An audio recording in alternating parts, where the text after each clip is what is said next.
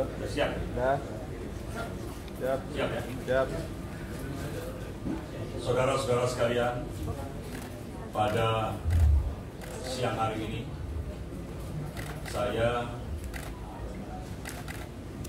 TNI dan Polri akan menyampaikan rasa terima kasih kepada seluruh prajurit TNI dan Polri serta semua pihak dan masyarakat Indonesia, sehingga pelaksanaan pemungutan suara tanggal 17 April 2019 dapat berjalan aman, damai, dan lancar.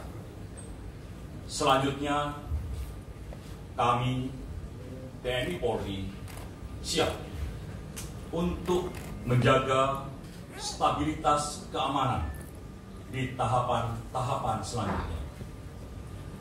Kami tidak akan mentolerir dan menindak tegas semua upaya yang akan mengganggu ketertiban masyarakat serta aksi-aksi inkonstitusional yang merusak proses demokrasi. NKRI, terima kasih.